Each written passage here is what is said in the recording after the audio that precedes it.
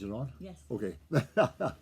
Hi, Jackson, and Matthew, and Marjorie, and Katie and Bernie, because Marjorie won't know yet. But anyway, I'm going to read one chapter of a book, Old Granny Fox, by Thorton W. Burgess. These are old books, and they're good stories. They're about animals that live in and around the green meadow and in the woods and in what they call in the book the old pasture, like our old pasture across the brook over here at home. And they live near Farmer Brown's farm, and just like there was a Farmer Brown up on the hill where the golf course is now when I was a kid growing up here. There's Grandfather Frog goes chug-a-rum. Let's see, that might be Old Man Coyote. That might be Blackie the Crow. And I see Peter Rabbit down there, okay? And I don't know, Jimmy Skunk, that must be him. Okay, and see the stone wall back there and the green forest and the green meadow. Okay, so this book is about old Granny Fox and her grandson, Reddy Fox. Now I'm going to read the first chapter of the book, and this, I'm going to show you a picture this way later in the book, but I want you to be able to see what they look like, okay?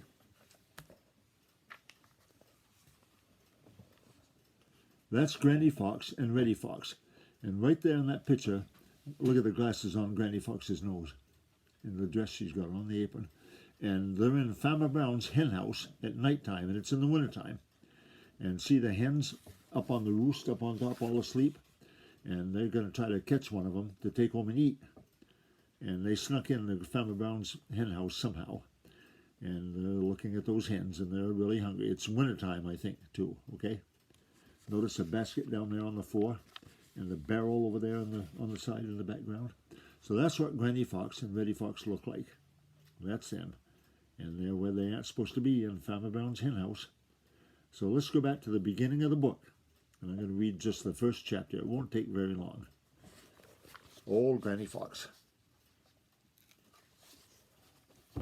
Chapter 1. Oh, look. That's Quacker the Duck, and a place that's open water that didn't freeze because the water's running. And Granny Fox is acting silly on the shore. And she's trying to get Quacker the Duck to get curious and get close so she can catch him. So we'll see what happens there, maybe. Okay.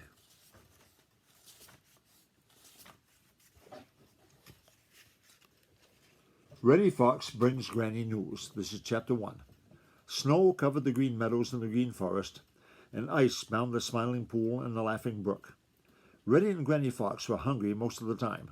It was not easy to find enough to eat these days, and so they spent nearly every minute that they were awake in hunting. Sometimes they hunted together, but usually one went one way and the other went another way, so as to have a greater chance of finding something.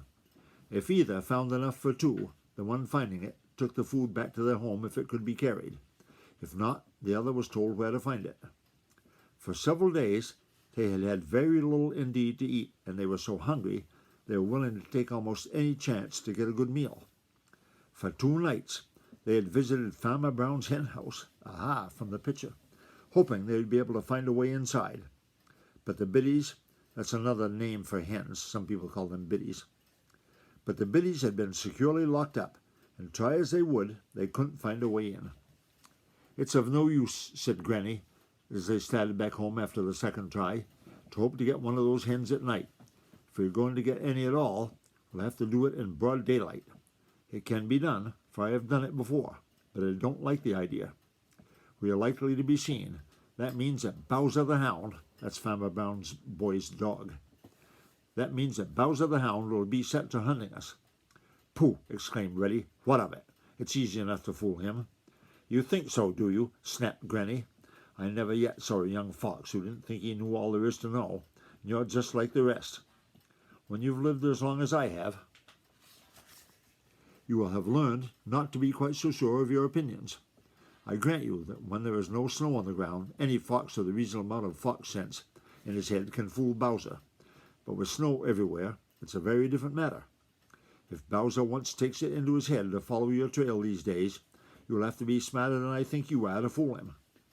The only way you will be able to get away from him will be by going into a hole in the ground.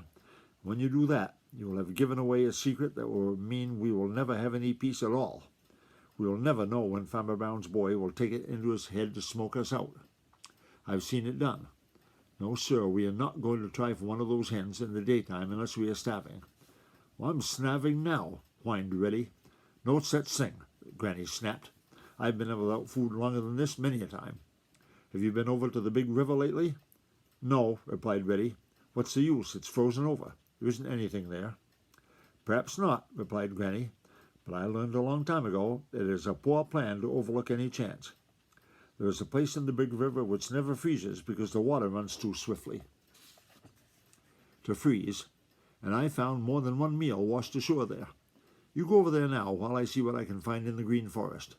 If neither of us finds anything, it will be time enough to think about Farmer Brown's hens tomorrow. Much against his will, Reddy obeyed.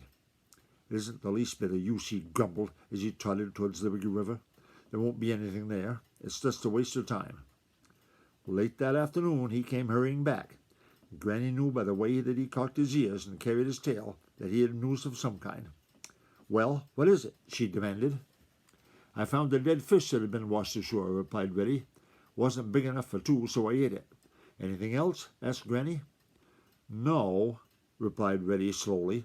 That is, nothing that will do us any good. Cracker the wild duck was swimming about out in the open water, but though I watched and watched, he never once came ashore. Ha! Exclaimed Granny. That is good news.